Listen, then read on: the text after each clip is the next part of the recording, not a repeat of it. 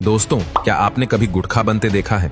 और क्या सच में गुटखा में कांच का मिश्रण भी मिलाया जाता है? और किस जगह बनती है आपको पता है? तो दोस्तों, इसको बनाने के लिए सबसे पहले इस्तेमाल किया जाता है सुपारी का। और सुपारी हमें मिलती है इस पौधे से, जो कि आप अभी देख रहे हैं। जी हाँ, यहाँ पर सुपारी की खेती की जाती है।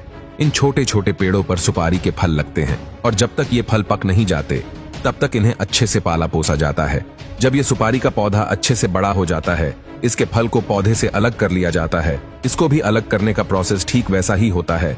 इसको आप पीट कर पेड़ से अलग किया जाता है।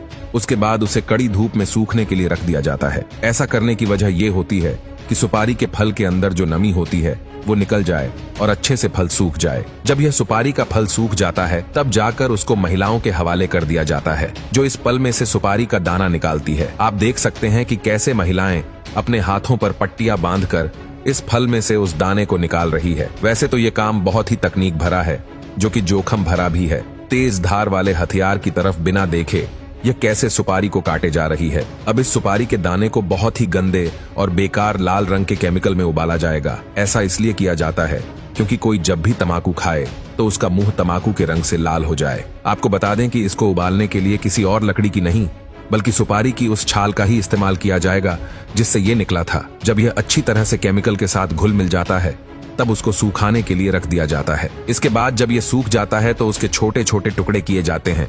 अब ये सुपारी तो तैयार हो गई है, मगर अब बारी है उसमें मिलाए जाने वाले तंबाकू की। तंबाकू को शुरू में बाहरी फ्रेम में उगाया जाता है, जिसे सीडबेड कहा जाता है।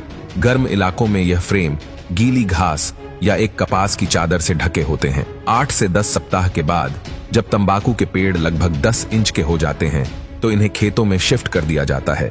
जैसे जैसे पौधे बढ़ते हैं उनके ऊपर का भाग काट दिया जाता है ताकि पत्तियां अच्छे से बड़ी हो जाए। इस प्रक्रिया को टोपिंग कहा जाता है। 90 से 120 दिन के बाद तंबाकू के पौधे कटाई के लायक हो जाते हैं। इसके बाद इन पत्तियों को फैक्ट्री में शिफ्ट किया जाता है, जहां पर इन्हें सुखाया जाता है, जिसको करने के लिए कृत्रिम गर्मी यानी कि आर्टिफिशियल हीट का इस्तेमाल किया जाता है।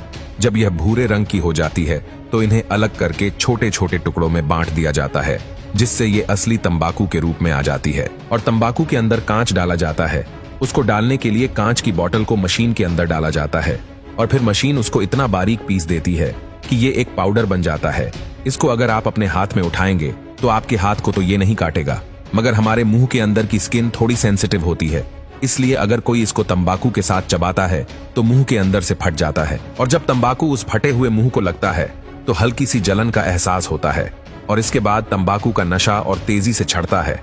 इसके बाद सुपारी के मिश्रण और तंबाकू के पदार्थ को कथा पान मसाला के साथ एक कांच का पाउडर मिलाकर मशीन के अंदर डाल दिया जाता है। फिर इन्हें पैकेजिंग के लिए भेज दिया जाता है और छोटे छोटे पैकेट्स में रैप किया जाता है।